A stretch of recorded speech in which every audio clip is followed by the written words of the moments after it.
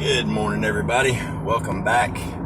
I am still headed to the store to grab some meat before the prices go through the roof. At least I think they will. Maybe not through the roof, but they're going to go up, and I just don't want to pay anything more than I have to.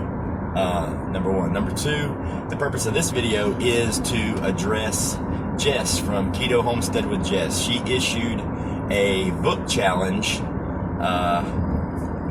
maybe a week or so ago, and it was brought to my attention by Jess a few days ago, and things were crazy, and I was doing live streams, and then the Memorial Day yesterday, I just kind of took the day off and chilled out. But I want to go ahead and take this Prepper Book Challenge. When I first heard her video about the challenge, I was like, wow, this is going to be kind of hard, because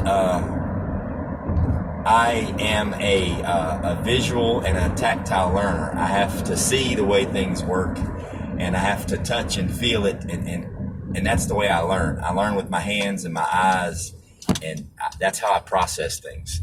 I've never been a big book person. I have done a lot of reading, mostly like fictional stuff, when I was younger, but I've never really been a big book person. That being said, one of my options was to, go on Google real quick and Google popular prepper books and survivalist books and bushcraft books and come on here and make this big awesome presentation about the books that you should read and how much they've taught me and how big of an influence they were on my life.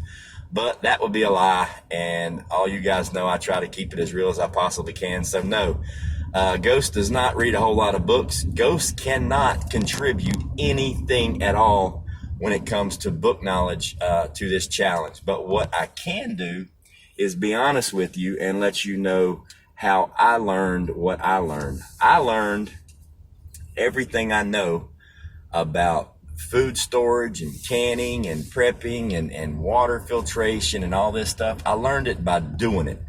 I learned by deciding, hey, I need to can food. So I bought a canner, I bought the food, I bought the jars. Then I found the knowledge from a fellow prepper, a fellow family member. I had relatives that were avid canners, so I had a heads up in that department. But I found probably 80 to 85% of my knowledge from my parents, my grandparents, and yes, my great-grandparents, aunts and uncles, people in the neighborhood. I grew up a country boy. I mean, it's just what we did. So I can't contribute any book knowledge to this because I don't have any book knowledge when it comes to prepping. A lot of it is, to me, was just common sense stuff. A lot of it was banged into my head in the military. And those are things that you usually do not forget. But it shows a very good point, at least in my opinion, to the knowledge base as far as prepping goes. You can't get it all from a book.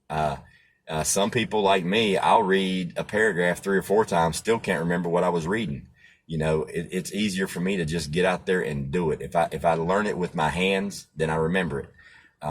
And that's my contribution to this book challenge is, yes, I think books are awesome. They're an amazing backup. And I do download, directions and recipes and things like that from the internet and from YouTube.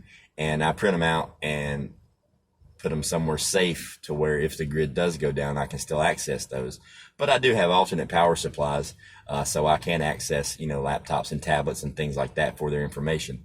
But honestly, one of the most important ways to learn and to make yourself a better prepper and a better homesteader and a better canner and a better anything is to learn from history. Learn from the people that actually did it. Learn from the people that did it in order to survive, which is what we're ideally prepping for, is a situation to where we have to survive by our own faculties. So I'll still challenge out 3 people, even though I technically didn't complete the challenge correctly because I didn't know reading was a prerequisite to this challenge. And but I'm not going to lie to you guys and make up book titles and authors and stuff like that. No, I don't do a lot of reading about prepping. I just go prep. I learn it. I'll do it if I mess it up. I learn from that mistake and I'll get it ready the next time, or get it correct the next time.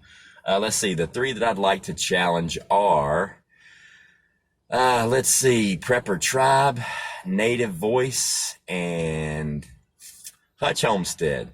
So I challenge you guys to do Jess at Key to Homestead with Jess's book challenge. If you're not sure about the details, it's pretty simple.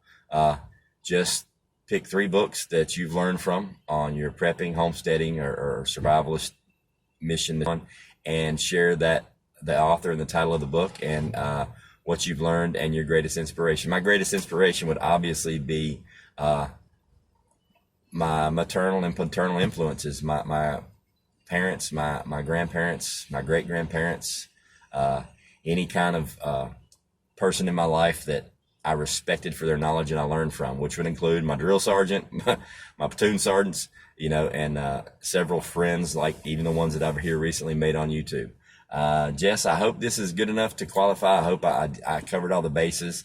I'm sorry that I didn't have the titles and names of the authors of books, but because it's just something that it's not something that I'm glad that I don't do. I just don't learn that way.